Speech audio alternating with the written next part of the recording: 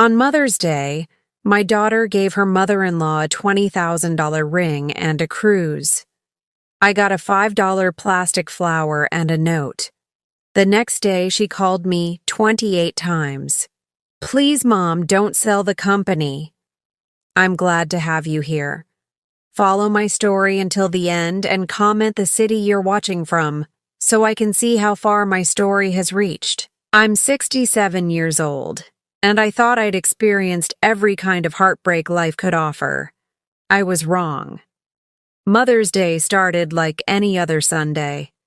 I woke up in my empty house, made coffee for one, and tried not to think about how quiet everything had become since Harold passed 3 years ago. The silence used to comfort me, but lately, it just reminded me of all the conversations that would never happen again. Ophelia had called the night before, her voice distant and formal. Mom, we're having brunch at David's mother's house tomorrow. You should come. 1 o'clock sharp. Should come. Not, we'd love to have you, or please join us, just an obligation disguised as an invitation. I arrived at Patricia's house precisely at 1. The driveway was already full of expensive cars, and I could hear laughter spilling from the backyard. Patricia had always been everything I wasn't: polished, social, effortlessly elegant. Her house looked like something from a magazine, all white marble and fresh flowers. When I walked through the gate, I saw them gathered around the patio table. Ophelia sat beside Patricia, their heads close together, sharing some private joke. My son-in-law David was grilling, acting every bit the devoted son Patricia had raised him to be. "Colleen!" Patricia called out, her smile perfectly practiced. "So glad you could make it." Ophelia looked up and gave me a quick nod. "Hi, Mom. You can sit over there." She gestured to an empty chair at the far end of the table, away from the main conversation. I sat down quietly, watching as everyone chatted about things I wasn't part of. David's sister was there with her children, Patricia's bridge club friends, even the neighbors. Everyone seemed to belong except me. Then came the gift exchange. "Oh, Patricia, we have something special for you," Ophelia announced, standing up with an excitement I hadn't seen from her in years. David appeared beside her, carrying a small velvet box and an envelope. Patricia gasped when she opened the box. Inside was a stunning diamond ring, the kind that catches light from across the room. "Ophelia, honey, this is too much. It's not too much for the woman who raised such an incredible son," Ophelia gushed, hugging Patricia tightly. "And there's more." The envelope contained cruise tickets, 2 weeks in the Mediterranean, first-class accommodations. Patricia actually started crying, and everyone applauded while Ophelia beamed with pride. I felt something cold settle in my stomach. $20,000. At least, maybe more. "And now for Grandma Colleen," David said, though his voice had lost some of its enthusiasm. Ophelia walked over to me, carrying a small gift bag. Inside was a plastic flower, the kind you'd find at a dollar store, and a card that looked like it had been grabbed from a drugstore rack at the last minute. I opened the card. The printed message said, "Happy Mother's Day," and underneath, in Ophelia's handwriting, "Thanks for everything, Mom. Thanks for everything." Like I was the cashier at a grocery store. The table went quiet.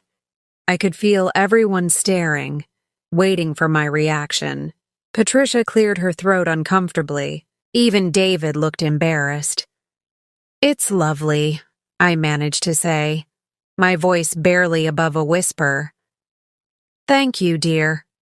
But Ophelia had already turned back to Patricia, launching into an animated story about the cruise destinations they'd chosen. The conversation moved on without me, and I sat there holding my $5 plastic flower, feeling smaller than I had in years. I stayed for another hour, watching my daughter lavish attention on a woman she'd known for 12 years while treating me like an afterthought. When I finally said I needed to leave, Ophelia barely looked up. "Thanks for coming, Mom. Drive safe." The drive home was a blur. I kept thinking about that ring, those cruise tickets, the pure joy on Ophelia's face when she gave them. When was the last time she'd looked at me that way? When was the last time she'd put thought into anything she gave me? I pulled into my driveway and sat in the car for a long time, staring at that ridiculous plastic flower.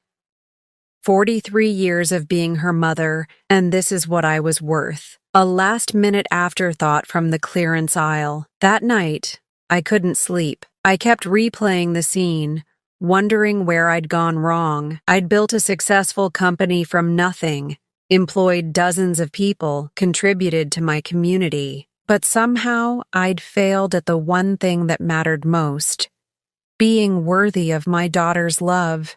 I got up and walked to my home office, where I kept all the important documents: financial statements, tax returns, business contracts, everything that represented my life's work.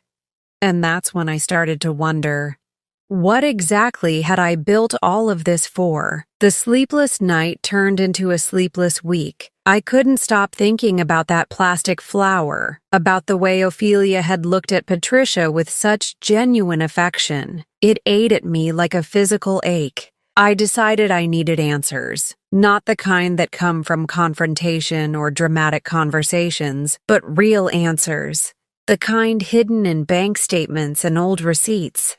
I spent the next Saturday in my office, pulling out filing cabinets I hadn't touched in years.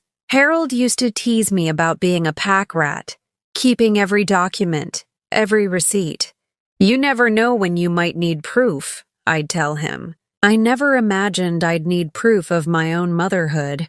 The first file I opened was labeled Ophelia College.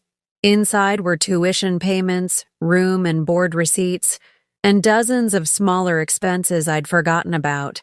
Books, a laptop, even parking tickets she'd gotten on campus.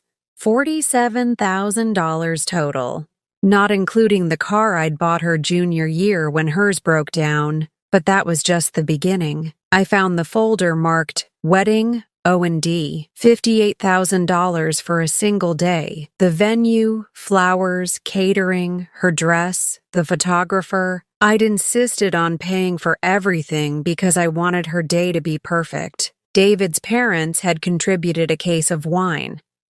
Then came the house files. When Ophelia and David got married, they'd wanted to buy a home in the exclusive Riverside district.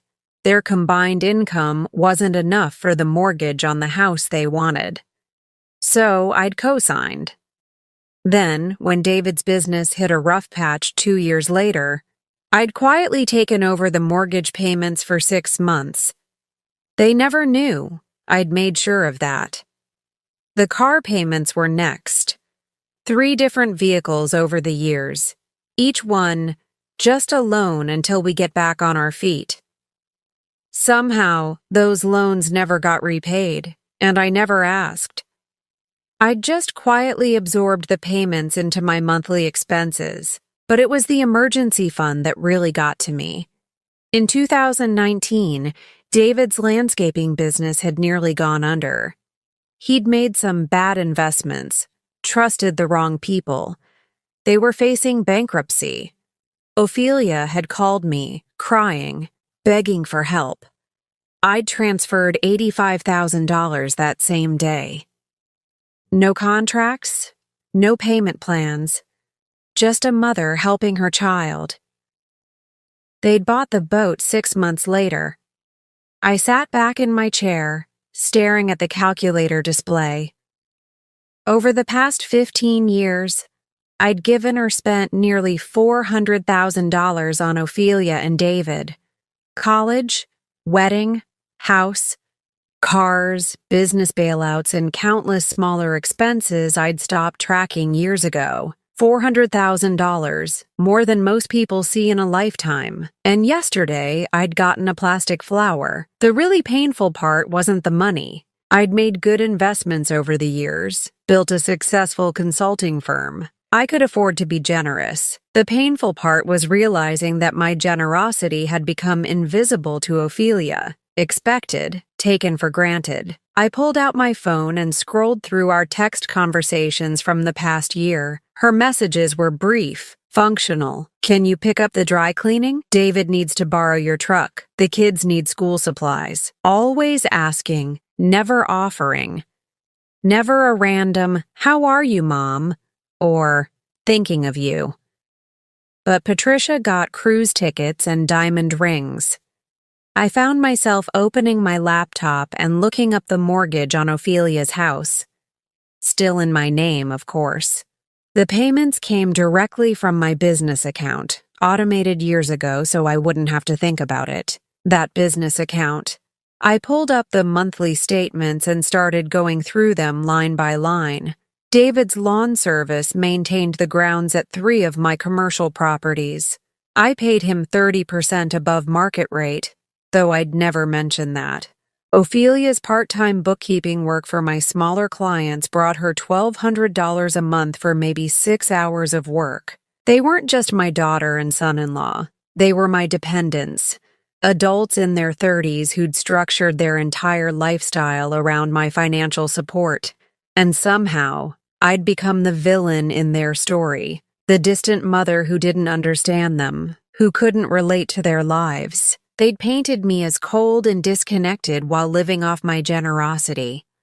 I closed the laptop and looked around my office. Photos covered the wall, Harold and me at various company events, awards from the Chamber of Commerce, newspaper clippings about business successes. But there were no recent pictures of Ophelia and me together.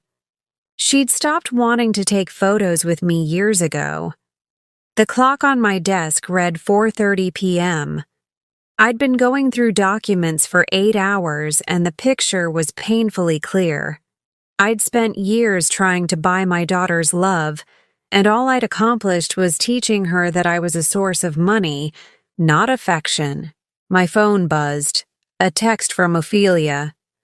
"Mom, David's truck broke down. Can we borrow yours for a few days?"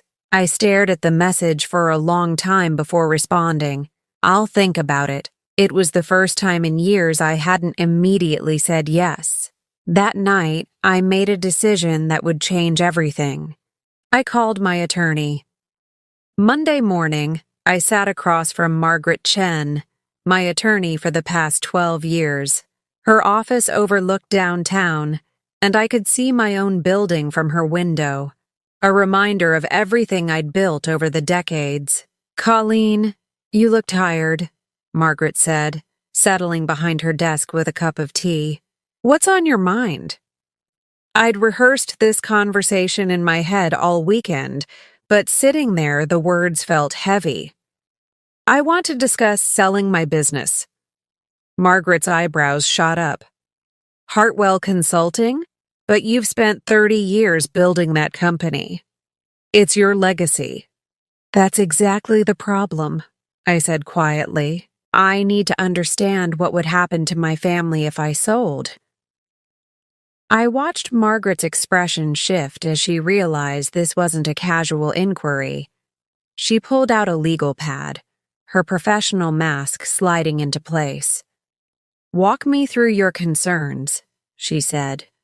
Over the next hour, I laid out everything I'd discovered. The mortgage payments, the business contracts, the web of financial dependence I'd unknowingly created.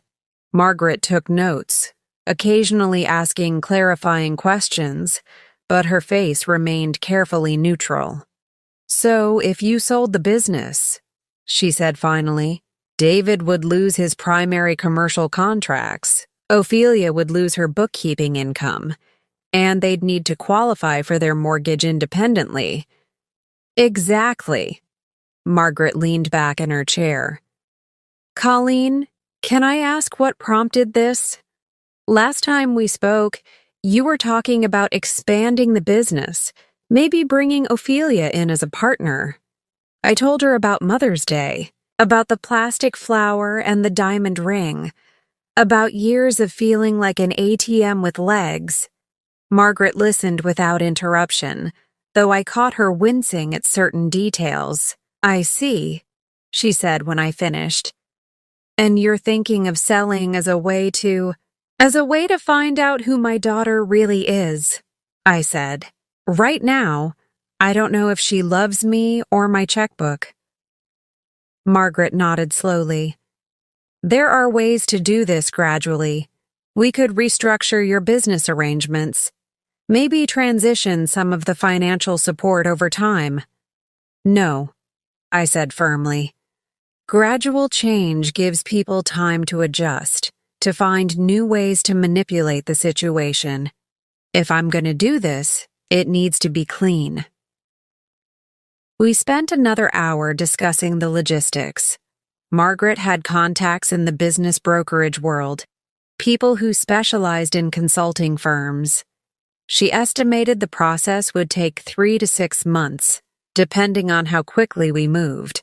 I'll need complete confidentiality, I said. No one can know until the sale is finalized. Of course, but Colleen, once you do this, there's no going back. Are you prepared for how Ophelia might react? I thought about that plastic flower sitting on my kitchen counter. I'm prepared for her to show me exactly who she is. That afternoon, I started making subtle changes. I called David's landscaping company and told them I was considering switching to a different service for my commercial properties. Budget constraints, I explained. I need to get competitive bids. The panic in his voice was immediate. Mrs. Hartwell, we can negotiate. Maybe lower our rates.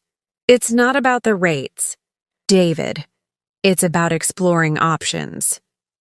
Next, I called my smaller clients who used Ophelia for bookkeeping.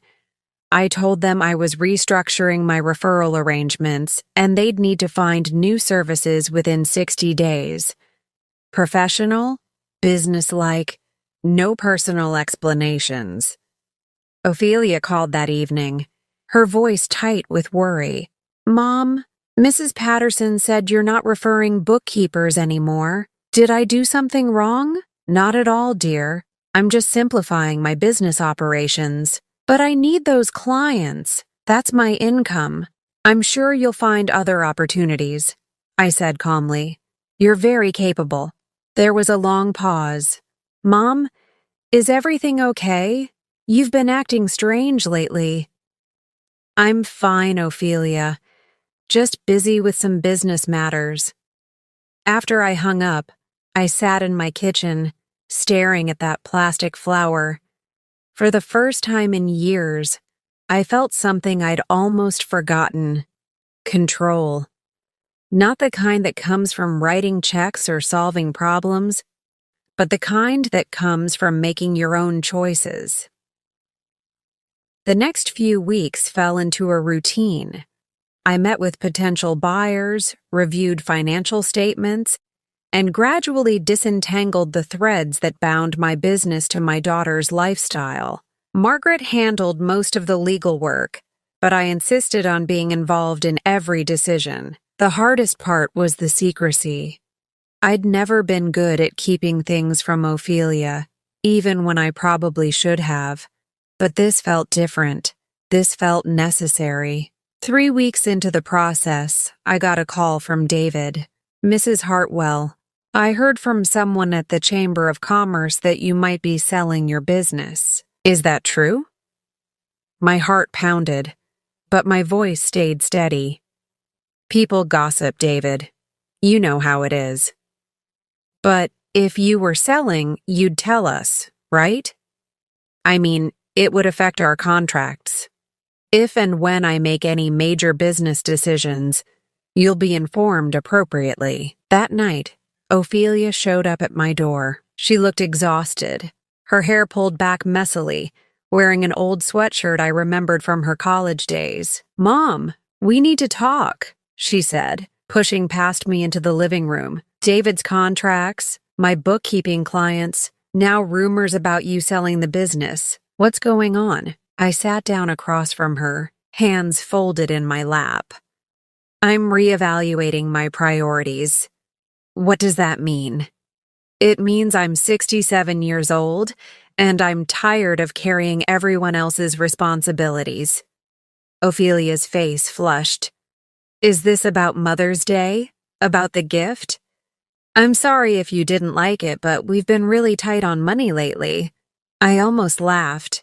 Tight on money while living in a house I paid for, driving cars I'd bought, working jobs I'd arranged.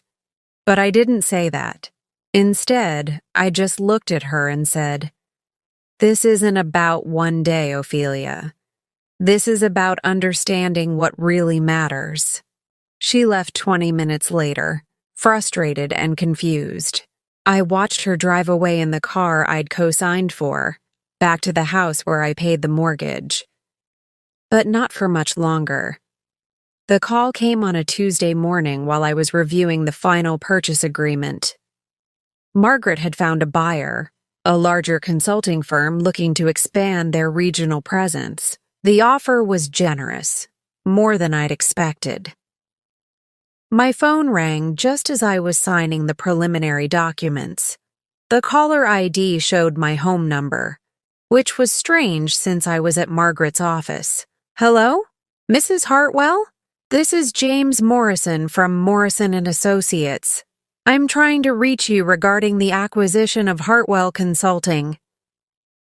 My blood went cold. "I'm sorry, who is this?" "James Morrison. My firm is handling the due diligence for the purchase. I may have dialed the wrong number. I was trying to reach your office. You called my home number." "Oh, I apologize. Someone answered and said they were your assistant. They gave me permission to discuss the details of the sale." I closed my eyes. Only one person had a key to my house. Only one person would answer my phone and pretend to have authority they didn't possess. "Thank you for calling, Mr. Morrison. Please direct all future communications through my attorney, Margaret Chen." I hung up and immediately called my house. It rang 4 times before Ophelia answered. "Mom's house, this is Ophelia. What are you doing in my house?" There was a pause. Then her voice changed completely. "Mom, I thought you were at some meeting. I just came by to water your plants. I don't have plants that need watering." Another pause, longer this time. "Okay, fine. I was looking for something. David said you might have some old tax documents he needs. And you answered my phone because..." It kept ringing. I thought it might be important. I could hear the lies crumbling in her voice. "Ophelia, I'm coming home. We need to talk." The drive from Margaret's office to my house took 15 minutes, but it felt like hours. I kept replaying that phone call, the way Ophelia had pretended to be my assistant, authorized to discuss confidential business matters. The audacity of it was breathtaking. When I pulled into my driveway, Ophelia's car was still there. I found her in my home office, sitting at my desk with papers scattered around her. She looked up when I walked in, her face a mixture of defiance and guilt. "Find what you were looking for?" I asked. She gestured to the documents. "Mom, what is this? You're really selling the company?" I walked over and started gathering the papers, purchase agreements, financial statements, confidentiality documents, everything she shouldn't have seen.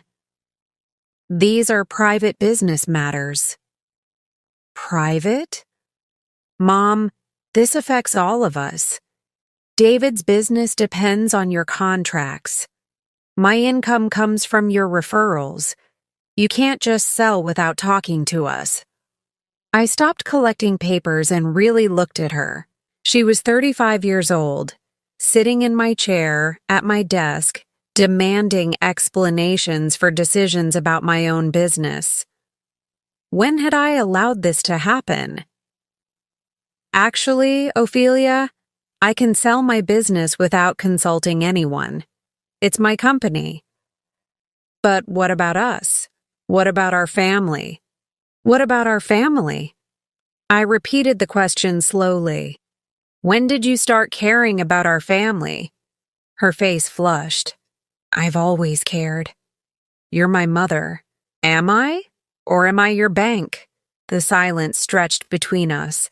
Outside, I could hear the neighbor's dog barking, the sound of normal life continuing while mine fell apart. Ophelia's voice was smaller when she spoke again. Mom, if you're upset about Mother's Day, I already apologized. We can do something special next year. Next year, I said quietly. Like the year after that, and the year after that. Always next year when it comes to treating me with respect. I sat down in the chair across from my own desk, looking at my daughter as if seeing her clearly for the first time. Do you know how much money I've given you and David over the years? She shifted uncomfortably. We never asked you to keep track. $400,000. Not including the mortgage I'm still paying on your house, or the business contracts I've arranged for David, or the referrals that provide your income. Ophelia's mouth opened, then closed.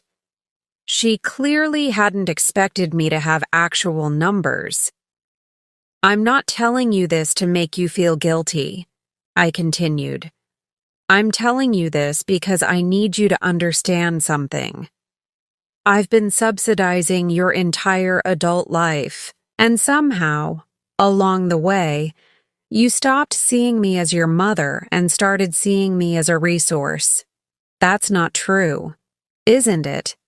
When was the last time you called me just to talk? When was the last time you asked how I was doing, how I was handling your father's death, whether I was lonely in this big empty house? Her face crumpled slightly. Mom, when Patricia got a $20,000 ring and a cruise and I got a plastic flower, it wasn't about the money. It was about the thought, the care, the consideration. You spent more time picking out Patricia's gift than you did thinking about mine. Tears started rolling down her cheeks. But I couldn't stop. The words had been building up for years. You treat Patricia like family because she doesn't give you anything. You have to earn her affection. But me? I'm just expected to provide, to support, to enable your lifestyle without question. I love you, Mom, she whispered. Do you? Or do you love what I can do for you? She couldn't answer that question. We both knew why. My phone rang, breaking the heavy silence. The caller ID showed David's name. Don't answer it, Ophelia said quickly. I picked up the phone. Hello, David. Mrs. Hartwell. Ophelia told me about the business sale. We need to talk about this as a family. This decision affects all of us. Actually, David, it doesn't. It affects me. It's my business to sell. But our contracts, our livelihood. Your livelihood has been my responsibility for too long. It's time for you both to take care of yourselves. I hung up and looked at Ophelia, who was staring at me like she'd never seen me before. Mom, you can't be serious about this. I've never been more serious about anything in my life. That's when she started to panic. The next morning, my phone started ringing at 6:47 a.m. Ophelia's name flashed on the screen. I let it go to voicemail. It rang again immediately. And again. By the time I finished my coffee, she'd called 12 times. I finally answered on the 13th call. Mom, please, we need to talk about this. We talked yesterday, Ophelia.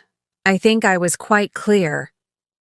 You can't just destroy our lives because you're upset about a Mother's Day gift. I set down my coffee cup, feeling that familiar anger rising. This has nothing to do with one gift, and you know it. Then what? What do you want from me? I want you to understand that I'm not your personal ATM. I want you to see me as a person, not a source of funding. I do see you as a person. You're my mother. When was the last time you treated me like one? Silence. Then, Mom, if you sell the business, we'll lose everything. The house, David's contracts, my clients. We'll have to start over. Yes, you will. And maybe that's exactly what you need. She hung up on me. 20 minutes later, she called back. Then again. Then again. I stopped counting after the 15th call. Each voicemail was a variation of the same theme.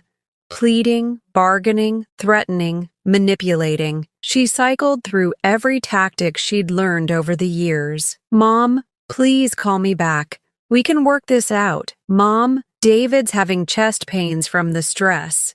Do you want to put him in the hospital? Mom, I'm sorry about the flower. I'll make it up to you. Just please don't sell the company. Mom, everyone's going to think you're being vindictive and cruel. Is that really how you want people to remember you? By noon, she'd called 28 times. I knew because I'd started keeping count. Each call a testament to her desperation. She was finally understanding what I'd been trying to tell her, that her entire life was built on my generosity, and I was tired of being taken for granted. The doorbell rang at 2:30 p.m. I looked through the peephole and saw Ophelia standing on my porch, her eyes red and swollen. David stood behind her, his face a mask of barely controlled anger. I opened the door, but didn't invite them in. Mom, please, Ophelia started immediately. We need to talk about this like adults. We tried that yesterday. You weren't interested in talking. You were interested in accessing my private documents and pretending to be my assistant. David stepped forward. Mrs. Hartwell, with all due respect, this is affecting more than just you. We have a family to think about. So do I said quietly. I have to think about what's best for my family. And right now, what's best is for all of you to learn to stand on your own feet. Ophelia's face crumpled. Mom, I'm begging you. Please don't do this. You're begging me now. When was the last time you asked me how I was doing? When was the last time you invited me to dinner that wasn't a holiday obligation? When was the last time you called just to say you love me? She opened her mouth, then closed it. We all knew the answer. I thought so, I said. You only call when you need something. You only visit when you want something. You only care when you're about to lose something. David's anger finally erupted. This is ridiculous. You're punishing us for being successful, for building a life together. Successful? I laughed, but there was no humor in it. David, you're 37 years old and you've never made a mortgage payment on your own house. Ophelia's entire income comes from work I arrange for her. You call that successful? We call it family, Ophelia said, her voice breaking. Families help each other. Help goes both ways. Ophelia, what have you done to help me? What have you contributed to this family besides taking? The question hung in the air like a challenge. Ophelia looked at David, then back at me, searching for an answer that didn't exist. I gave you grandchildren, she said finally. No, you didn't. You moved 3 states away and visit twice a year. I haven't seen Tommy and Sarah in 8 months. Her face went white. Even David looked uncomfortable. You want to know what family looks like? I continued. Patricia's family calls her every week. They visit without being asked. They remember her birthday without being reminded. They give her thoughtful gifts because they pay attention to what she likes. That's why she got the ring and the cruise. That's why she's treated like someone who matters. Ophelia was crying now, but I couldn't stop. Years of hurt were pouring out. I spent 30 years building a business so I could provide for my family. I wanted to give you security, opportunities, a better life than I had. But somewhere along the way, you stopped appreciating what I gave you and started expecting it. You stopped seeing me as a person and started seeing me as a resource. Mom, please, she whispered. I'm sorry. I'll do better. I'll be better. You're sorry because you're scared, I said. You're not sorry because you understand what you did wrong. David grabbed Ophelia's arm. Come on, we're wasting our time here. She's made up her mind, but Ophelia pulled away from him. No, wait. She looked at me with something I hadn't seen in years, genuine vulnerability. Mom, what do you want from me? Tell me what I need to do to fix this. I looked at my daughter, really looked at her, 35 years old, crying on my doorstep, finally asking the right question, but it was too late. I want you to figure out who you are without my money, I said. I want you to learn to value relationships that aren't transactional. I want you to understand that love isn't about what someone can give you. And then what? If I do all that, will you change your mind? I shook my head slowly. Ophelia, I'm not selling the business to punish you. I'm selling it to free myself. I'm 67 years old, and I want to find out what my life looks like when I'm not responsible for everyone else's choices. I stepped back and started to close the door. Mom, wait, she called out. I love you. I really do love you. I paused, my hand on the doorknob. I love you too, Ophelia. That's why I'm doing this. Then I closed the door and listened to her cry on my porch for the next 10 minutes before they finally drove away. The sale would be final in 2 weeks. 3 months after the sale closed, I was sitting on the porch of my new cottage, watching the sunset paint the lake in shades of gold and pink. The house was smaller than what I'd left behind, but it was mine in a way the old house never had been. No memories of failed expectations.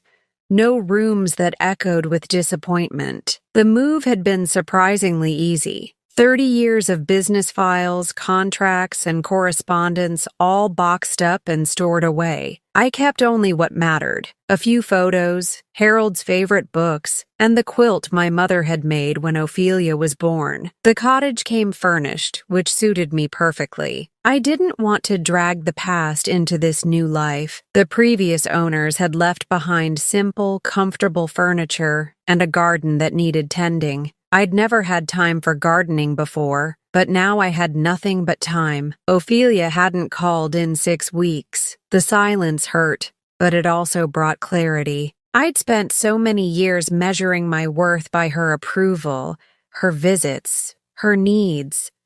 Now I was learning to measure it by my own peace of mind.